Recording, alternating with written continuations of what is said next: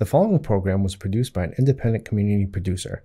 The opinions expressed do not necessarily reflect those of the ECAT staff or board of directors.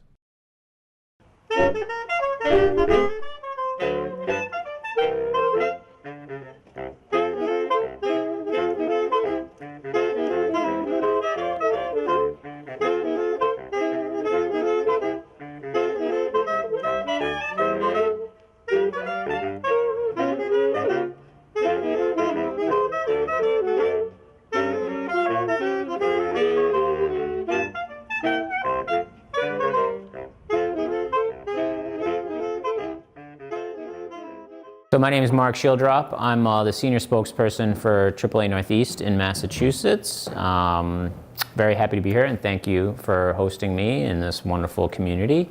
I'm here today to talk about electric vehicles, kind of just a little bit of background on EVs, a snapshot of where the market is today, and a little bit on our own experience at AAA with EVs because we are starting to use them in the club.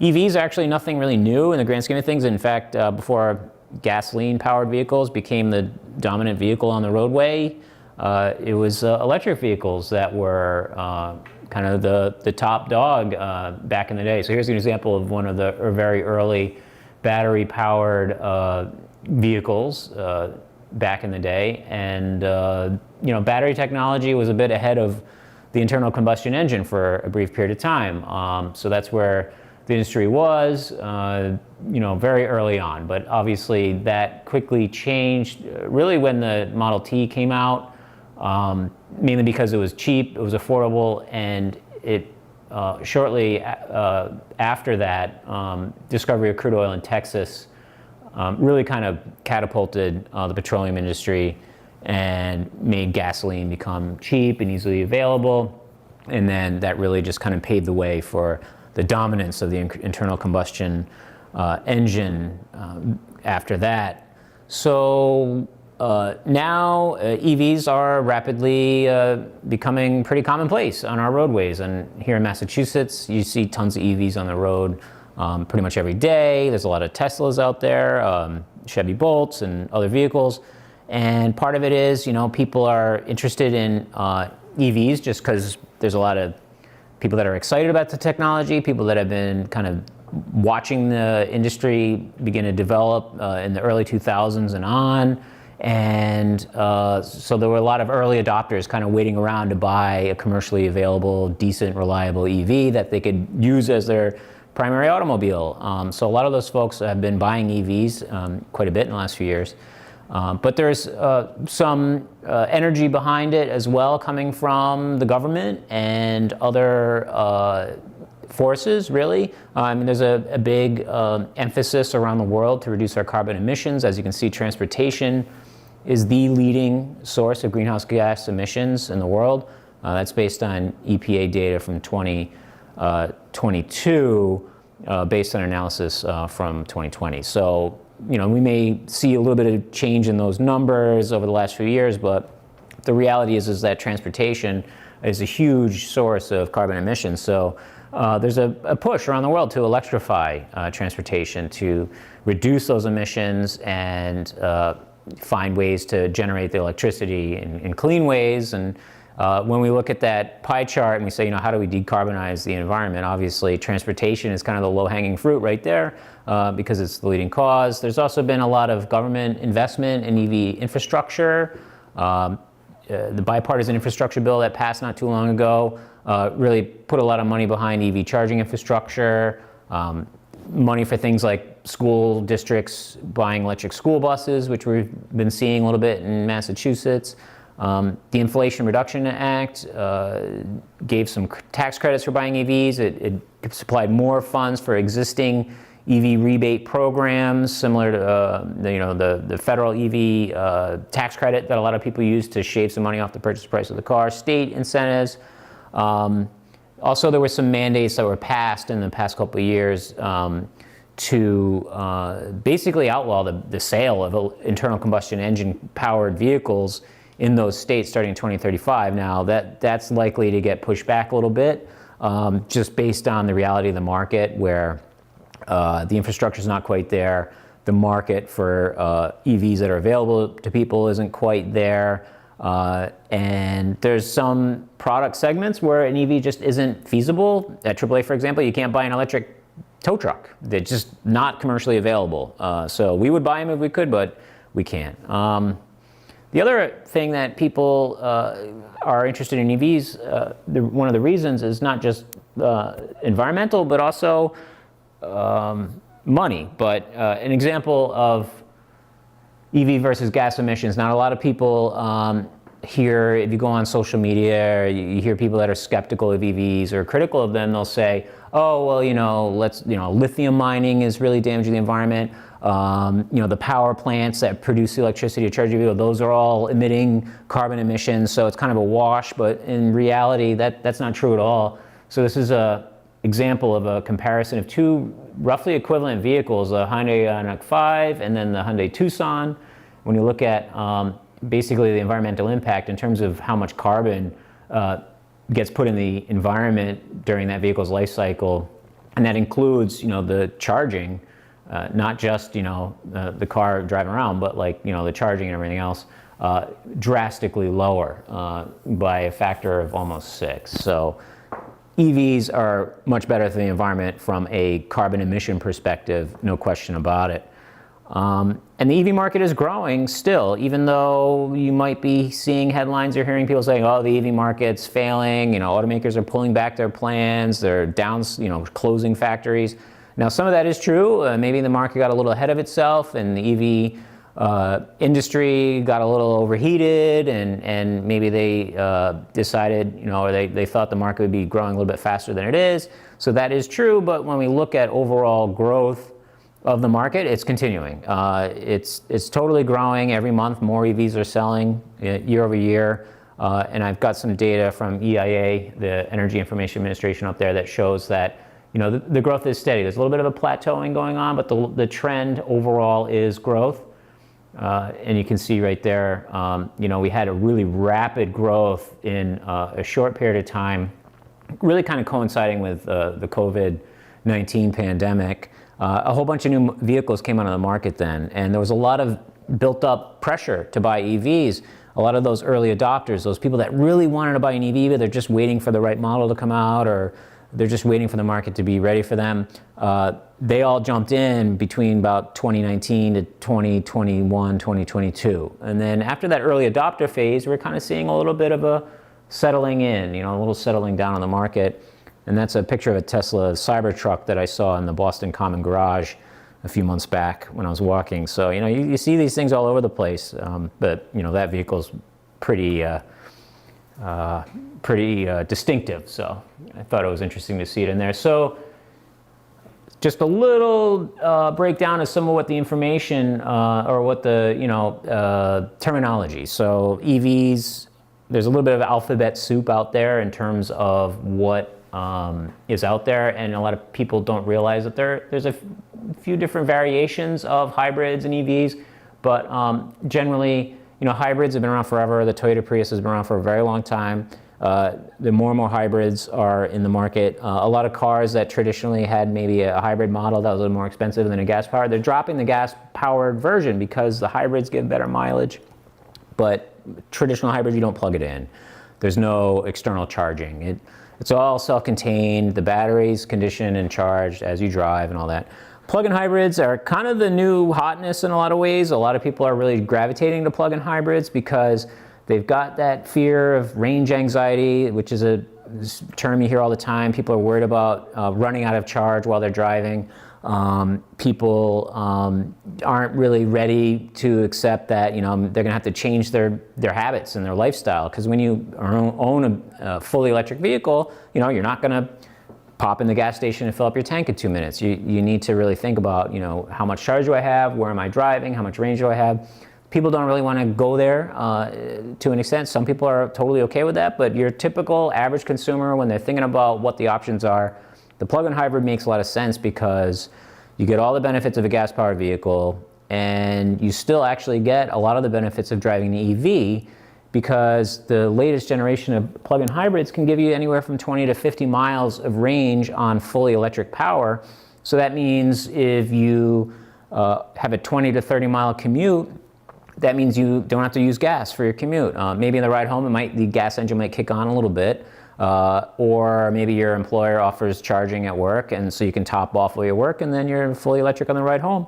And then with the plug-in hybrid, you don't really have to worry about getting a charging station installed at your home. You can just plug it into a traditional regular electrical outlet, and even though that charge rate is much slower, you're only charging for about 20 to 50 miles of range, so you can generally get that on pretty much overnight, even without a higher level charger. And then fully battery electric vehicles, BEVs, that's really kind of the focus of my talk today. And those are the no gas engine, fully electric. Those are the the Teslas and the Chevy Bolts of the world. And that market is growing. There's more and more models coming online.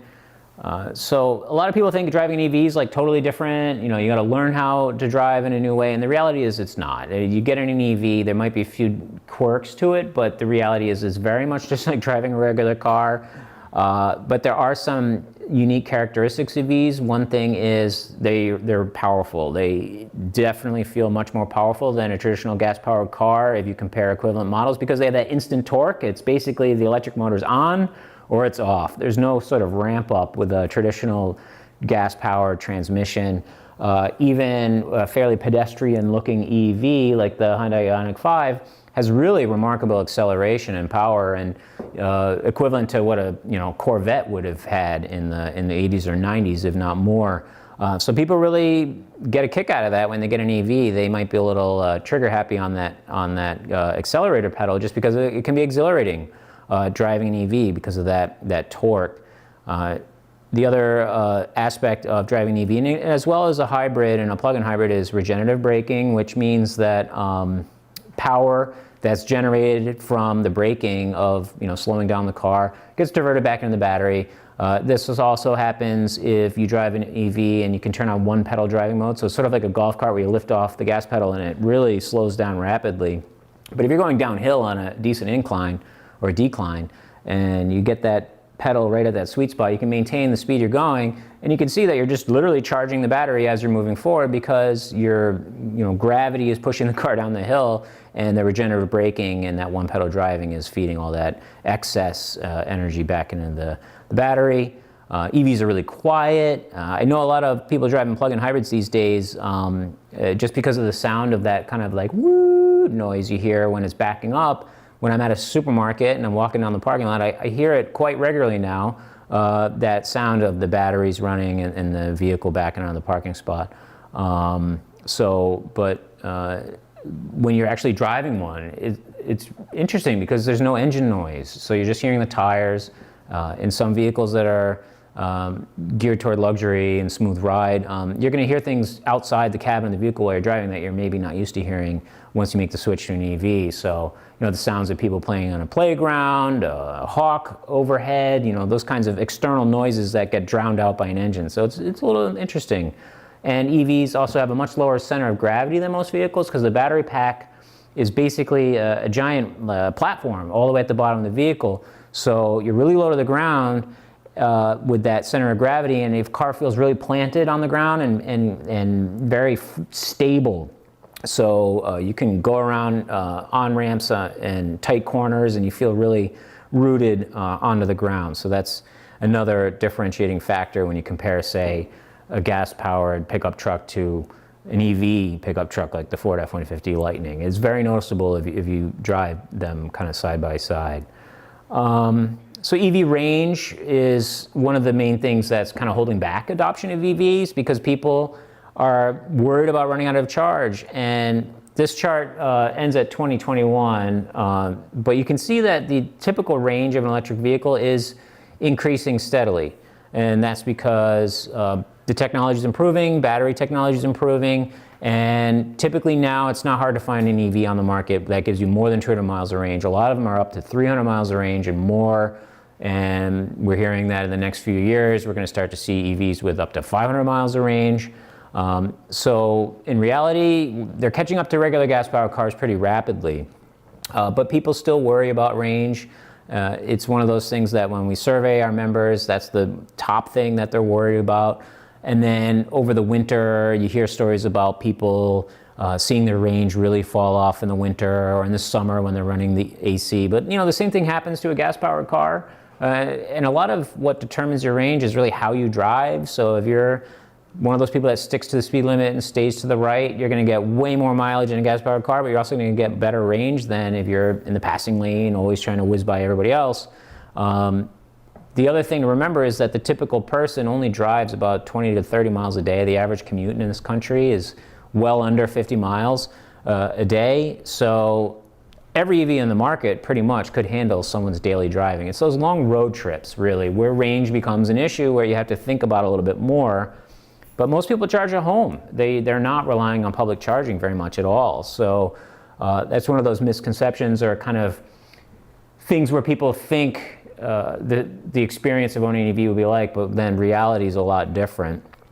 The other thing that we hear a lot about and people ask us at AAA is, those EV fires are really horrific. I hear they burn forever and they're super dangerous, and there's been some videos online where you see the battery packs literally exploding and they have to shut down the highway for it to burn out.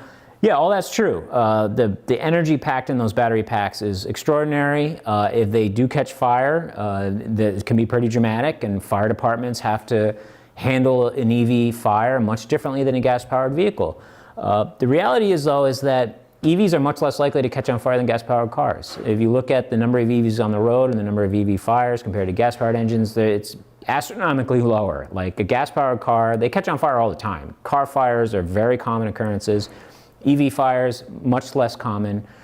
So the reality is you're not likely to end up with your EV catching on fire. And if it does, yeah, it might be a little more dramatic, but it's one of those things where I think people are more worried than they necessarily have to be. You should be concerned, of course, but it's not that type of issue where you really have to be on high alert just because you drive an EV.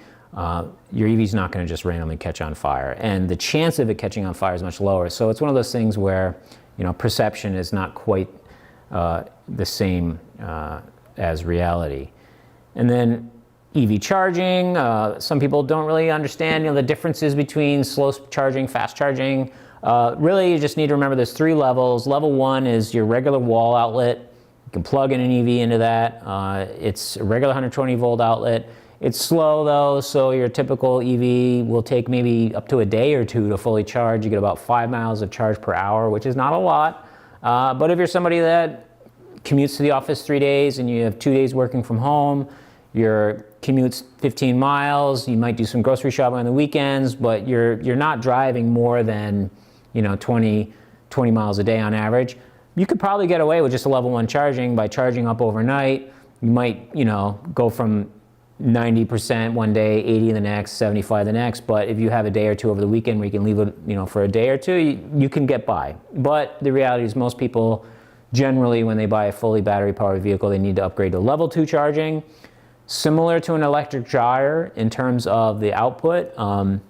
And that usually goes in your garage or outside your house, much faster. That provides charge of about 25 miles of charge per hour, and time for a full charge is between 5 and 21 hours, probably much shorter than 21 hours, but that is also the similar charging speed of a lot of the chargers you see out in town or next to libraries or outside hotels, where it's not a fast charger. It's not made to charge you up rapidly. It's really to give you a nice steady charge while your car's parked overnight, so that way you're full for the day, the following day. And that makes sense for most people.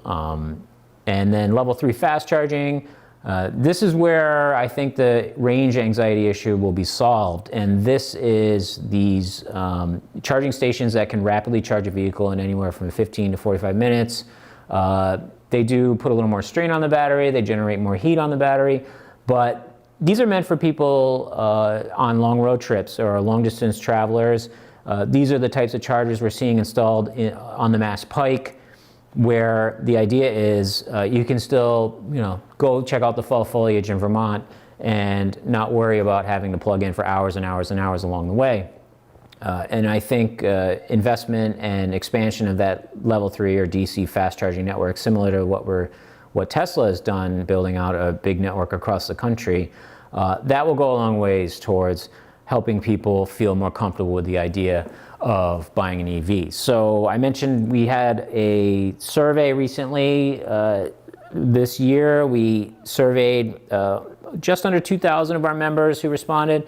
And we asked them generally, what do you think about EVs? Are you interested in them? Are you not? What's holding you back? What are your concerns? And the reality is that, our takeaway is that the early adoption phase is over and there's a lot of work to be done to get folks on board. 55% of the respondents said they never plan to buy an EV. So that's a little bit of a concern for folks that are hoping for more rapid adoption.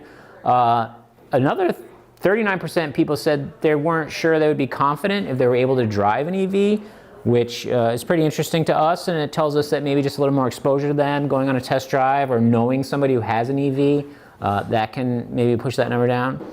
And then the other thing that was interesting to us in our survey was that many EV owners or non-EV owners, say they want the amount of charging time to be the same as it would take to fill up at a gas station. So they don't like the idea of sitting at a public charger for 15, 20, 30 minutes. They want to be able to plug in, charge up, and then go. And unfortunately, the technology is not there. So that's one of those things that people maybe have to try to get their minds around and accept that I'm not going to be able to just quickly stop and go. Charging is going to take longer. So it's clear that there's some polarization out there. There's people that are all in on EVs, and there are people that are just, nope, not going to get it at all. There's some people in the middle who aren't sure, but it seems like people have kind of formed their opinions. So it's really going to take a little bit of time before people have more exposure to them and start to change their minds. Here's a breakdown of some of the numbers I have on the screen right now. Battery, EVs shows you, not interested at all. Battery powered, much higher. And availability of charging, that's a big concern for non-owners. But when you look at the numbers, though, non-owners who never plan to buy, non-owners who might plan to buy, they have a high percentage of them concerned about the availability of charging stations. But when you look at people who actually own EVs, they're much more satisfied. They're less concerned about the availability of charging stations. So it shows that owning an EV is not quite like what you would imagine it's like until you actually own one. EV owners are not worried about the reliability or the price nearly as much, or the battery fire safety or anything like that. It's the non-owners who never plan to buy, and the non-owners who have concerns and may plan to buy, they're much more worried about that stuff. So it really tells us that the ownership experience, more people need to talk about what it's like to own an EV. So we do have EVs at AAA. We have 36 Ford F-150 Lightnings that we've been rolling out into our fleet. There's a picture of me up there showing one off in Great Barrington earlier this year at an EV ride and drive event. And then in the middle, we have 7 Hyundai Ioniq 5s that we use for our driving school. So kids who are learning to drive, they get to drive those with our instructors, and they're a big hit. And then we have 6 traditional gas-powered vehicles. They're Fords. They're our old battery trucks, kind of retrofitted, but they have mobile charging built in. So if one of our members is actually out of a charge, we can go to them, plug them in on the roadside, top them off just enough to get to the nearest charging station or get them home. Turns out we don't really need to use them that much. EV owners tend not to run out of charge. It's kind of like we're all pretty good about making sure our phone doesn't die while we're out and about. We make sure our laptop is charged up before that big presentation. We tend to make sure our EV's got enough charge to get to where we need to go. So we tend to not use them that much. The other issue is sometimes when an EV owner does call us for roadside because they're out of charge, a lot of times it just makes more sense to just put them on the flatbed and tow them home or tow them to a charger where they can get a fast charge, because the charging on board that truck is pretty slow, and we don't want a member to have to sit 20, 30, 45 minutes on the side of the highway. It's dangerous. We want to get them off the road as quickly as possible.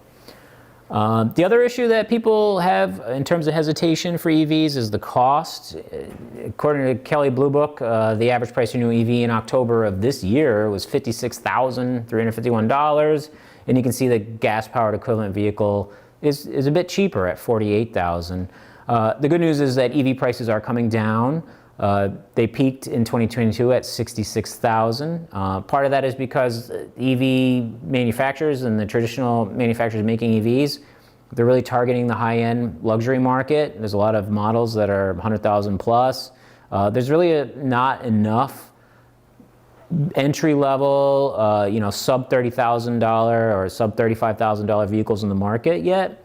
So there's a lot of folks who just end up buying a Honda Civic or a Toyota Corolla because there's really no equivalent EV. There is the Chevy Bolt, which is kind of one of the few out there. And then there's the new Chevy Equinox, which is about 35,000 starting, but you add some options on, next thing you know, you're pushing 40. So the makers really need to figure out a way to sell a car that starts at 28.5 maybe, or 27, and then more people will not see that as a barrier, because there's a lot of people that would love to drive an EV, they just feel like they can't afford it. The other aspect is the used market is really starting to grow because there's a lot of leases that are ending. There's a lot of rental car companies that bought EVs that are putting them back on the market. So there's actually some really, really good deals right now on used EVs. But when we look at new cars, they're still a little bit pricier for the general public in order to really increase adoption. The main reason why they are getting cheaper, though, is that battery prices are much lower. They're not falling as sharply as they were. As you can see, 2013 to 2018 or so is really a precipitous fall in terms of the cost for battery packs and battery cells. But they're continuing to go down, so that's certainly good news. Those numbers might be hard to read, but the other thing to keep in mind about the price of EVs, and one of the things that's been driving adoption, is that there are good federal incentives for new vehicles. So you can get up to $7,500 for buying a EV from the federal government. The vehicle has to meet certain requirements. It has to be assembled in the United States. The batteries have certain mineral requirements that have to be met. The IRS and other resources online provide a list of all the vehicles that qualify. Most of the EVs on the market do qualify here in the United States. And there are some income limits, but they're pretty generous. So that means that pretty much anybody that's buying an EV, for the most part, will be able to get those credits. And one thing that's improved with this process is now that a lot of dealers are able to give you that rebate right at the purchase price, when you buy the car, so you don't have to file with the IRS and wait until tax time to get your money back. They just shave it right off the price there when you're buying the car. So that helps a lot. And then in Massachusetts, there is the More EV program. And they've made some tweaks to it in recent years. Plug-in hybrids were phased out somewhat recently. It used to be you could still get one with those, but now it's about $3,500 for an EV. And again, you can now get that at many dealerships in Massachusetts right when you buy the car, so you don't have to file a rebate after the fact. You still can. If you don't get it from a dealer that's participating in that program, you can still file for the rebate within 90 days of buying it. And you have to keep it and register it in Massachusetts for at least 3 years.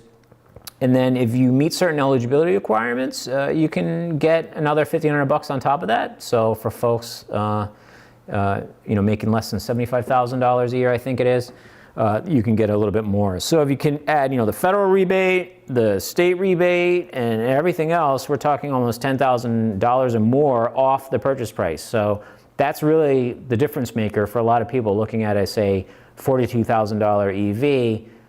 Suddenly when it's $32,000, then it's acceptable for them and they can make it work. The EVs in our fleet, they've been really amazing, actually. So we had some concerns as we started to roll them out. For one thing, are they going to be able to, go to a member's location, service them, and then go to another member, and then when the shift ends at the end of the day, what's the battery capacity going to look like? Are we going to be running out of steam, or are we going to be able to basically do everything we do with a gas-powered vehicle? And it turns out, yes. The typical F-150 Lightning, after a full shift, comes back with about 30 to 40% charge, which is more than enough. The drivers love them. They're super powerful.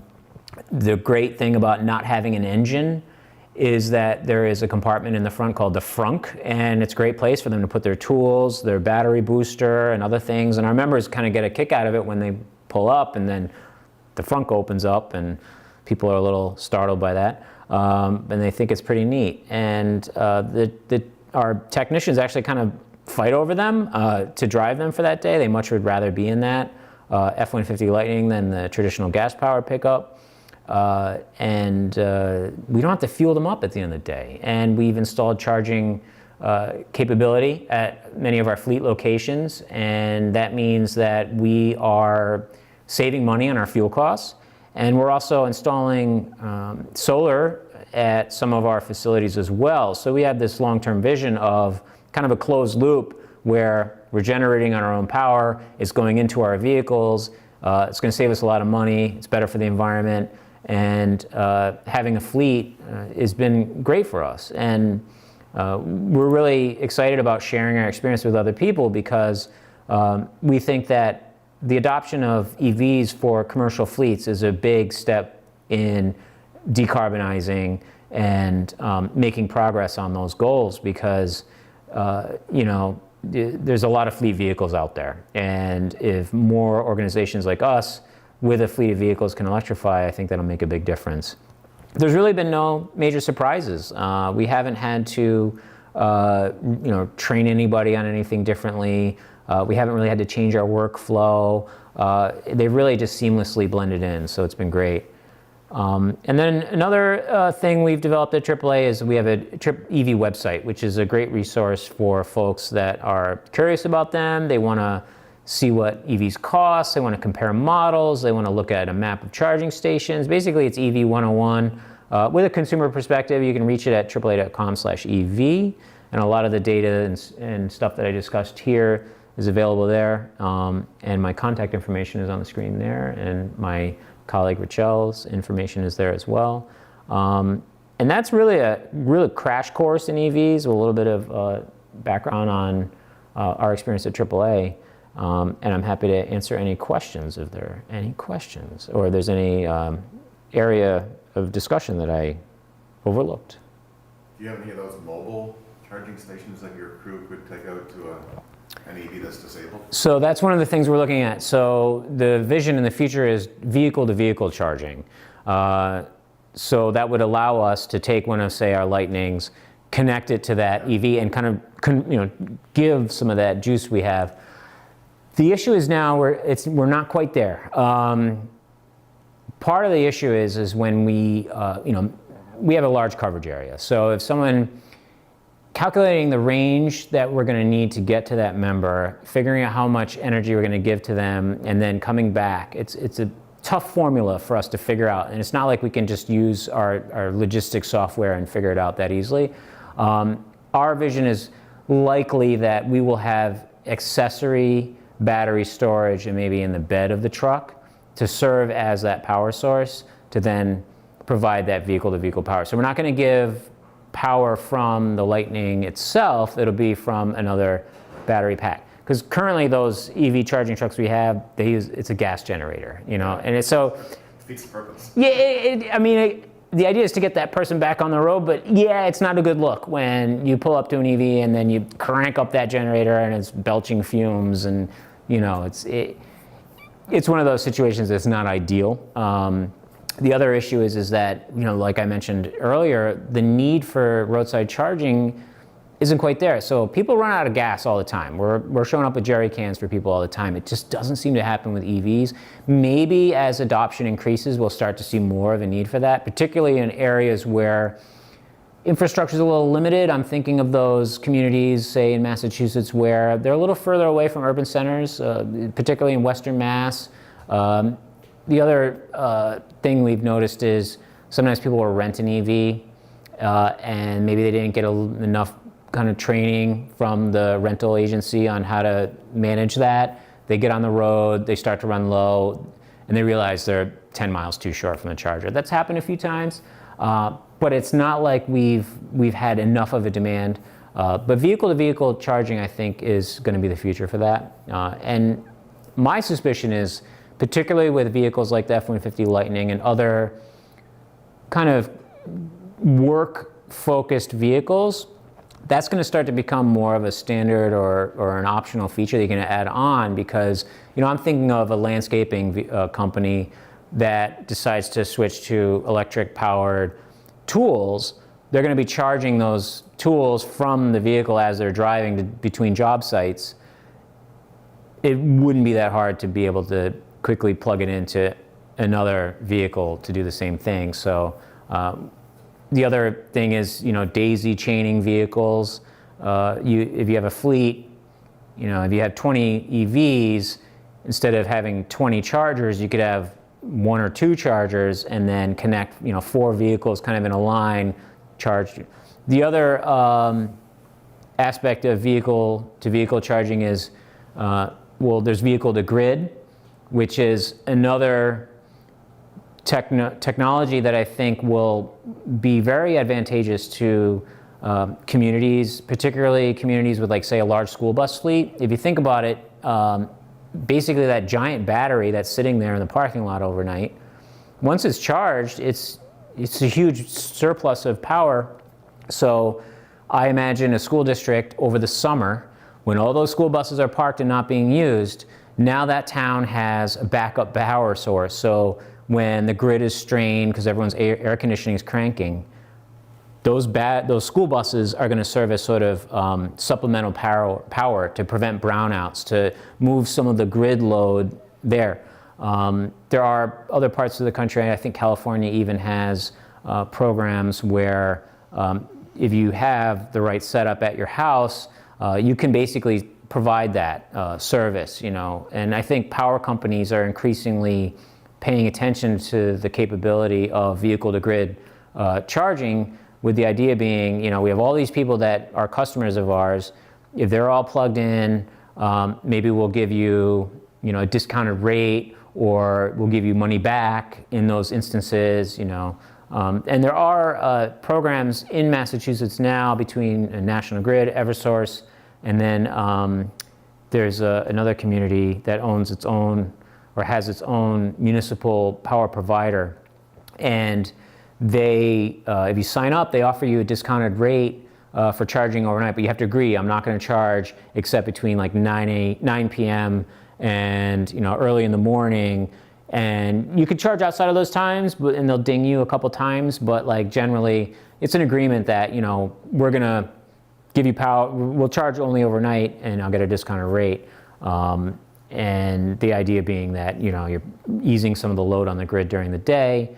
And I think long term, they're visualizing using that vehicle-to-grid capability to kind of help balance their power grid. Because the reality is, if everybody went out and bought an EV tomorrow, our power grid would fry up. It's not there. Like, we just don't have the grid that we need to support that.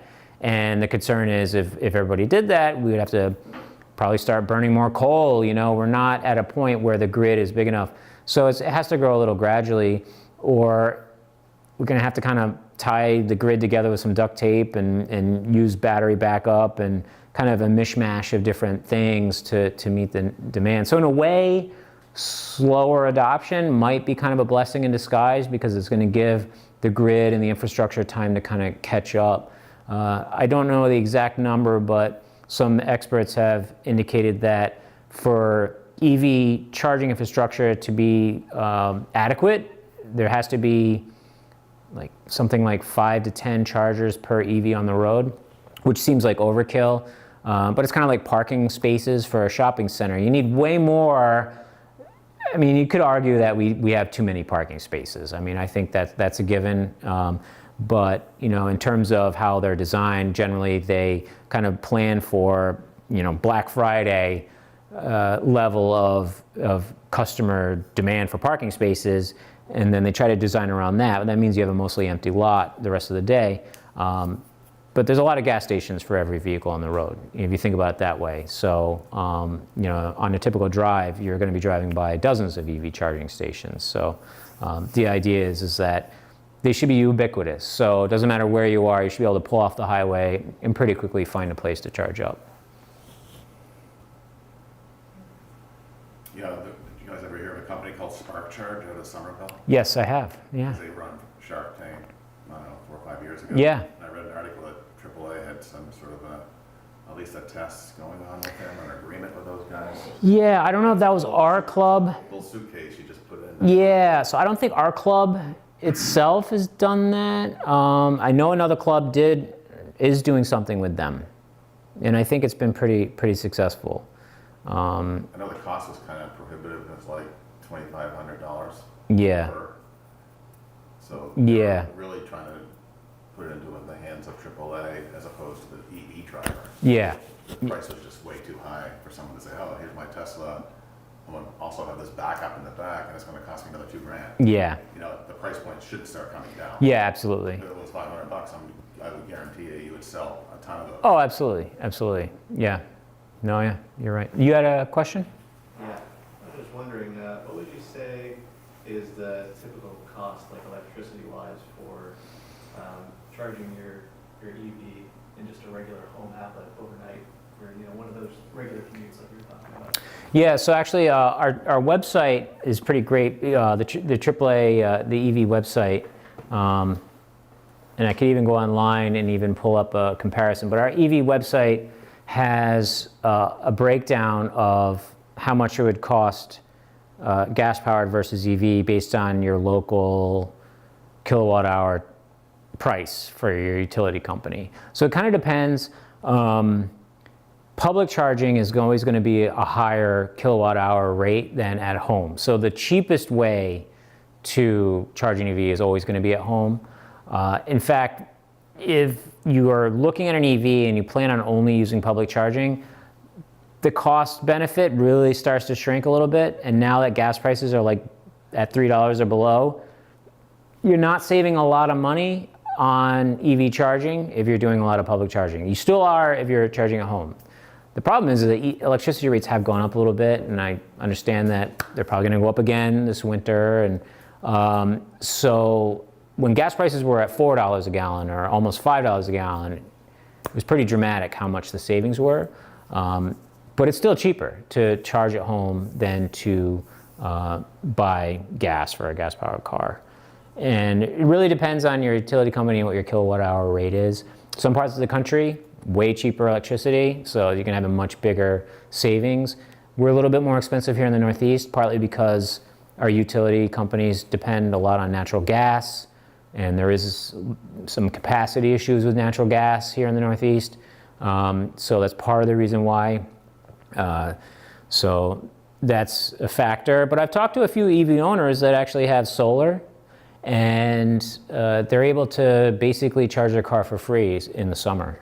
And we, this summer we had a lot of sun and not much rain, plenty of days where you can really generate a lot of power charging during the day. And then some folks, like Tesla has that power wall, which is like a big battery you put in your garage, so you can charge that up during the day, and then at night that will start to draw power from the battery pack. So there's some people that literally are, charging their cars pretty much for free, after the upfront costs and everything. So there's that to consider. But the other cost savings for EVs, they require way less maintenance. I mean, you don't need to change your oil every 5,000 miles. You have less belts and hoses and internal combustion parts that wear out and break down. You still have a 12-volt battery, though, that will die after about 5 or 6 years and you need to get replaced, which is a traditional car battery. You still need to replace your tires and wiper belts, wiper blades and washer fluid and that sort of thing. But the overall ownership cost of an EV is a bit lower because you just don't have that constant maintenance that you have to worry about. But it kind of depends on the vehicle, though. Some high-end luxury EVs you're going to pay more for insurance. If you do get any damage to the vehicle, the repair costs may be a bit higher. But costs have been going up for gas-powered cars too, in terms of that. So it really kind of depends on the vehicle. But the long and short of it, most people will see themselves spending less driving a gas-powered car. But it's a little bit psychological. Some folks really don't like seeing the electricity bill go up a bit. So it's funny because the dollars are still going out of your pocket. It's just where and how makes people feel a little different, People are very used to, seeing that charge for that gas once or twice a week. But when that electricity bill shoots up a little bit, people, But when you break down the numbers, you're saving money. Any other questions? I did a project in Boston, just to get to your point about jurisdictions have different rules. Yes. Like new construction, even remodels in the city. Yeah. 25% of the parking spots mandated Mm-hmm. by the state, or the city of Boston as well, have to be EV ready. Yeah. Yep. No. It's like, a little bit overkill in my opinion, because it's going to be like, it's limited parking to begin with, and you're going to dedicate 10 spots to EV. Yeah. Only 2 are being used. The other tenants that pay good money to stay in this luxury condominium can't use those 5 spots. Yep. And what you're speaking to is one of those issues we see where people get ahead of themselves a little bit. It's an admirable goal to incentivize people or create those parking spaces with the hopes that they'll get filled up and it'll improve adoption or you'll cater to people who drive them. But if they are empty most of the time and the rest of the spots are filled, that's going to irritate other people. People are going to start saying like, oh, these EV spaces, oh man. So that's a concern. You don't want to alienate people. On the same token, you want to build out the infrastructure to meet the demands of the people. So that's one of those balance things. It's similar to some of the issues we see in Massachusetts. I'm getting a little bit out of my wheelhouse here, but the housing crisis, right? It's too expensive to buy a house and to rent in Massachusetts for huge numbers of people. Young people who grew up here are like, oh, I'm gonna have to move out of the state because I'll never be able to start a family here. I just can't afford it. So we need more density. We need taller buildings. We need to loosen up the zoning restrictions. We need to stop requiring every building have X number of parking spaces per unit. Let's give up some of those parking spaces. People are just gonna have to ride bikes or something. But like, we need more housing units. So at what cost? What do we give up? So if you have a parking lot and there's empty spaces, that could bother some people. And it's true. I see charge point stations that are not used, and we've already kind of started to learn this lesson where a few years ago, everybody was putting a level 2 charger in front of them. I'm going to put one here. We're going to put one in front of the library. There's one at the Whole Foods near where I live. Yeah. No one ever uses it because the people that go to Whole Foods, they charge at home. They're going from home to Whole Foods and back. They don't need to charge for 30 minutes at Whole Foods at level 2. So these chargers are not getting used very much. It's those level 3 chargers where people are far from home when they need them. Yes? And also the location of EV chargers, typically in parking lots, they're far in the back. Yes. It's very dark, and as a woman, you don't wanna wait there that long where it's not convenient. I'm gonna go to the grocery store. I'm walking way too far to get back into my car. That's an excellent point, and that was one of those things we asked about in our survey. And I don't think the numbers here are very clear, but you can see safety.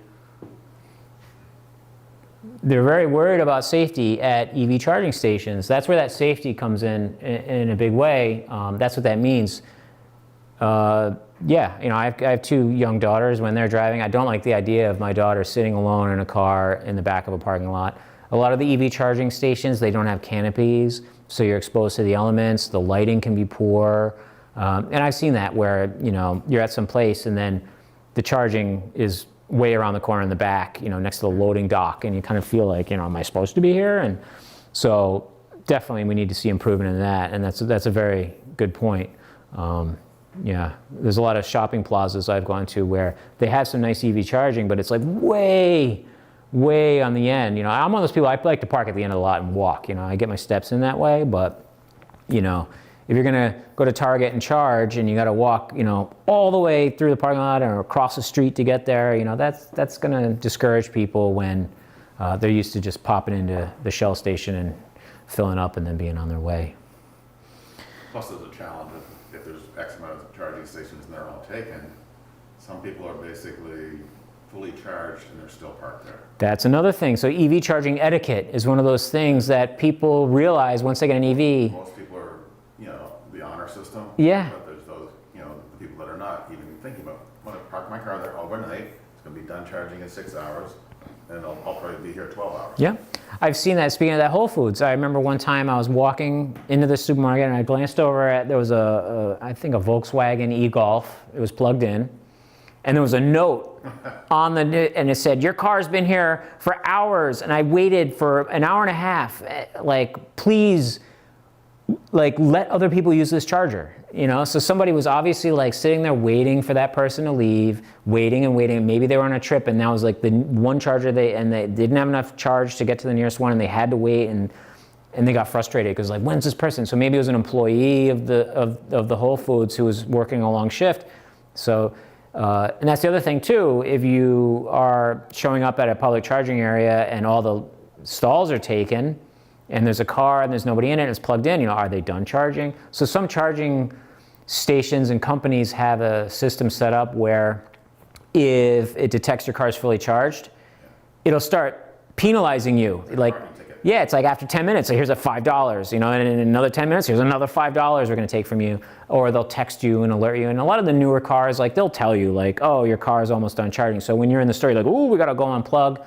Then I've seen discussions online, like, is it okay to unplug somebody who's done charging? Like, I can see it's done, it says it's done. Like, is it wrong for me to like physically remove that and then stick it in mine? And what should I do? So these are kind of those social interactions that we haven't quite figured out yet. And again, those issues would be resolved with widespread charging. But for the most part, you know, I think that's kind of it comes with the territory, you know. Owning an EV is a little bit of an adventure, I think. There are people that like the new thing. They like to try different things. They like the idea of having to really plan a little bit more, you know, which sounds crazy, but I'm kind of like that. You know, I like the idea of, you know, at AAA we were known for triptychs where, you know, I don't want to just get in the car and put the address in GPS and just blindly follow it. I want to like pull out that road atlas and well, look, that's interesting. You know, let's take this route and then we can stop at that little farm stand and then, you know, to kind of take the long way. And I think for owning an EV, it's similar to that, where you think, you know, we're going to go maybe 200 miles and then we'll stop and maybe we'll have lunch here. This is like, and you pull up the map and you look, and so we can plug in here and go to this coffee shop, and then maybe we'll walk around and then we'll continue our journey that way. So there's some folks that's very appealing and an EV fits right in. But yeah, you know, and unreliable charging stations, that's been an issue. That's improving a little bit. We're hearing less of that, but a couple years ago, a lot of broken chargers. A lot of people showing up and there's only one charger and two of them, you know, there's three chargers, but only one's working, two are broken and somebody's already at the one, and so you knock on them, are you almost done? Or, you know, and that, people don't want to manage that. They don't want to deal with that, you know. So the availability and reliability of charging is certainly one of those barriers. For your fleet that you showed there, how do you charge those vehicles? Overnight in like level 2 or is it level 3? Yeah, we have level, that's a good question. I believe they're level 2. They're supplied by Ford. So we got a deal with Ford as part of our purchase of the fleet. So we have our West Springfield fleet facility has one charging station. I think in Providence we have 2 at our fleet garage, and then we have 2 at our headquarters where the driving school Hyundai Ioniq 5s plug in.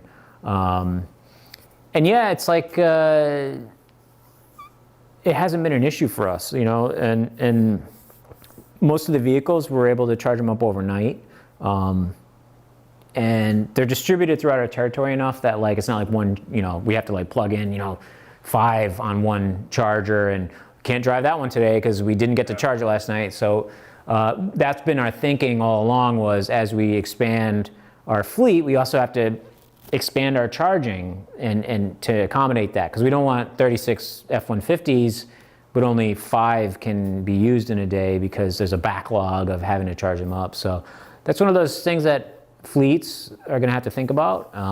Not only, you know, getting the EVs and getting their heads around it, but also how are you going to charge them overnight. So they're behind the gate then, your chargers are not public facing, correct? We have private facing ones, but we do have a public facing one at our headquarters, and then we're opening up, if we haven't already, a public charging location at our Warwick, Rhode Island AAA branch. And we're going to try to add more at more of our branches and other facilities throughout our territory. So AAA Northeast, we're in Rhode Island, Massachusetts, Connecticut, New York, and New Jersey. not all of New York and all of Connecticut. There's a couple chunks that different clubs, AAA map, territory is a little confusing, but Northeast we're one of the larger clubs, but we have all of Massachusetts, and we've got a lot of branches. Some of them we own, some of them we lease, some of them the parking lot's just not doable, but some are. So we're looking at each one kind of on an individual basis, because our members have been asking about it. They would show up on like an app so people would know they were there. Yeah. Even if they were just sort of randomly near your spot in Warwick. Well, that's it. Yeah, they're on the charging maps, so you will see them as options if you're poking around, depending on whether you're using the in-dash map or you use something like our website. So they should be showing up.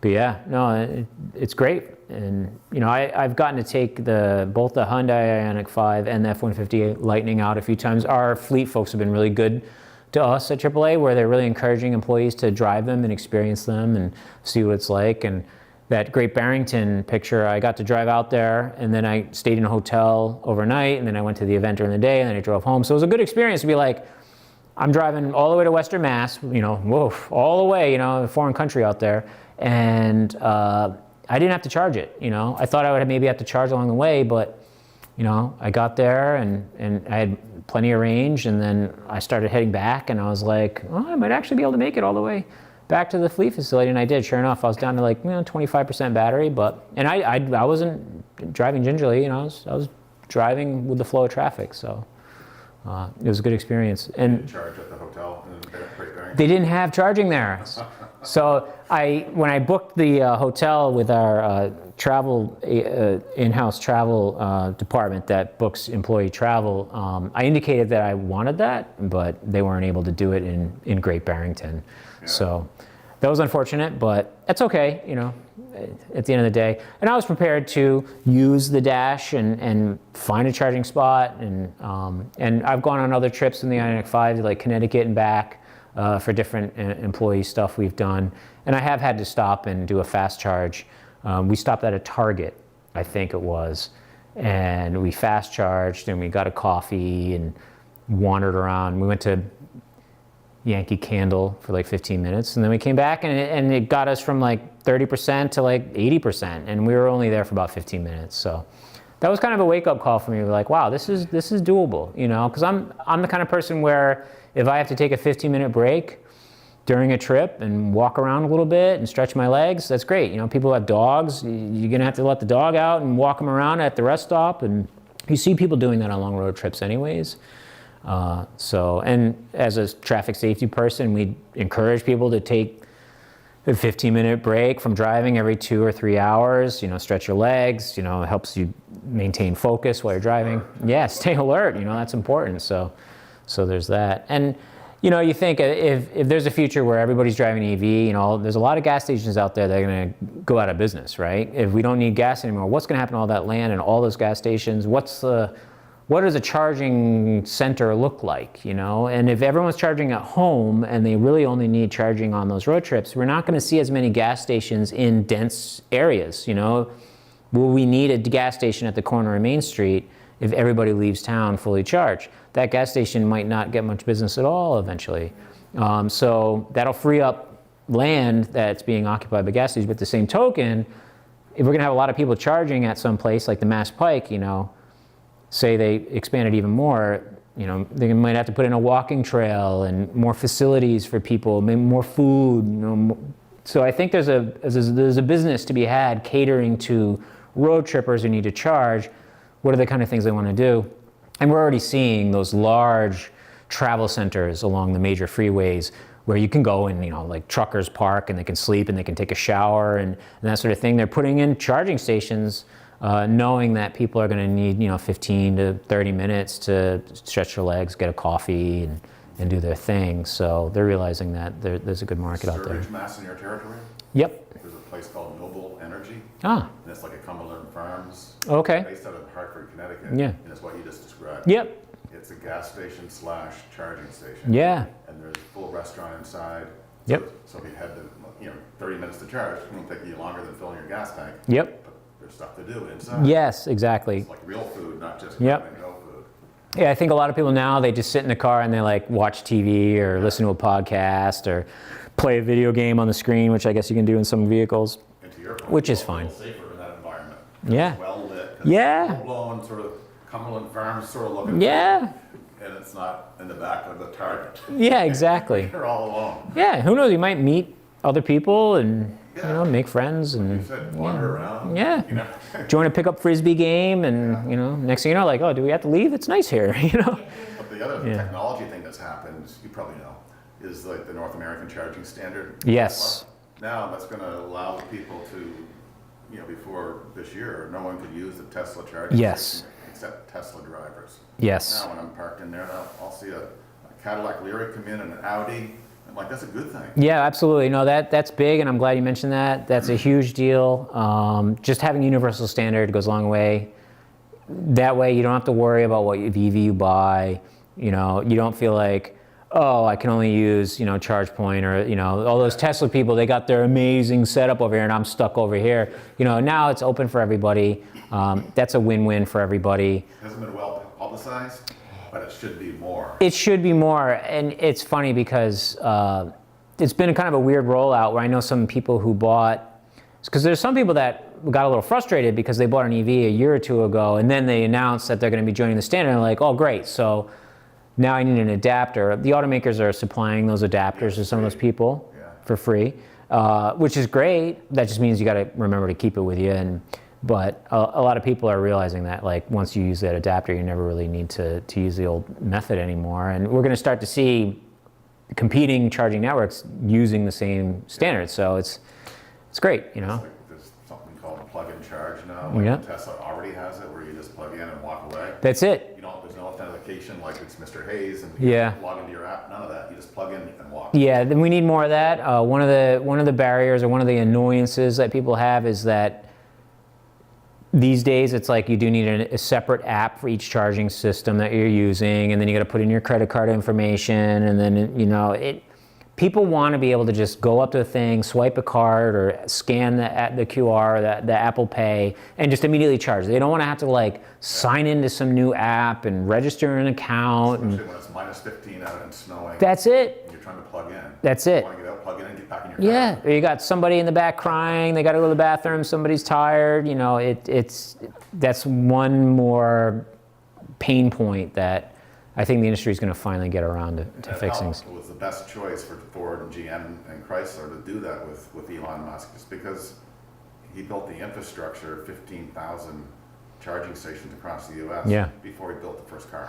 Yep, that was a very smart move by him, and I think he, say what you want about Elon Musk, he, did recognize that you got to actually kind of put the cart before the horse, a little bit with that, Now he's sharing it kind of before it was proprietary. Yep. You couldn't use it, and I think it's a good thing to help increase the adoption rate of EVs. Yeah, absolutely. For non-Teslas. Yeah.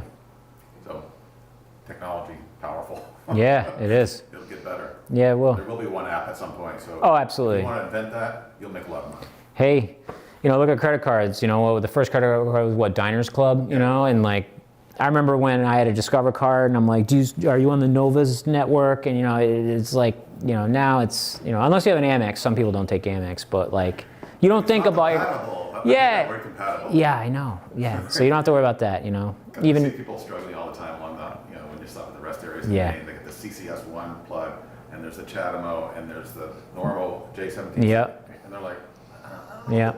Well, and then there's some cars that can't charge as fast as other cars, even on level 3. So they're like, "Why are you on that one? You should be on this one. Like now I have to use a slow one. Like we should swap because I can max out, but you can't." And you're like, well, "I don't know. I just pulled up. I don't know." So there's. Because you mentioned people renting cars at airports. Yes. Those are the people. Yeah. They're trying to figure out. Wait, I came into Boston and there's a wedding in Portland, Maine, and I got to get my car back to Logan. I don't know where to go to charge. Yeah, and I've seen videos and photos. I don't know if they're staged, but of people with like a Tesla at a gas station, like holding the gas thing, and they're like, wait a minute, how do I? What like, what's going on? It says low. I don't know.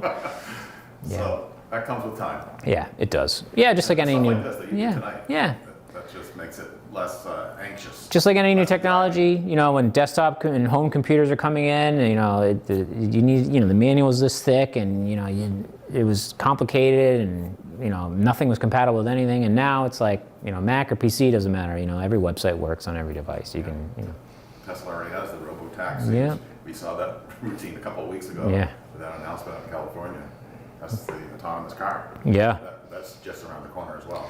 Yeah, it is. The taxi cab's going to come up and pick you up. There's not going to be Yeah. anyone driving it. Yeah, eventually, if we could get fully autonomous vehicles, it would, you know, from AAA's perspective, there's a real equity issue there where, you know, imagine a blind person could drive, you know, you could go anywhere. If you're too old to drive, doesn't matter, you're still gonna be able to get transportation. And, you know, that's a big game changer. So we are hopeful that we get to a time where, you know, your physical decline doesn't mean you can't get to where you need to go.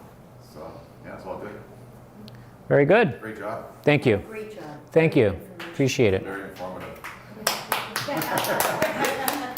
Thank you very much. Sparse crowd, but we, Yay, it's all right. we showed up. Yep, and we got it on video, so I think you know, people at home will watch it. And I'm always happy to answer anyone's questions via email or anything like You have a that. card, Mark? I don't have a card. We're trying to I'll give you mine. reduce our paper. Yeah, excellent. So that's, my company actually builds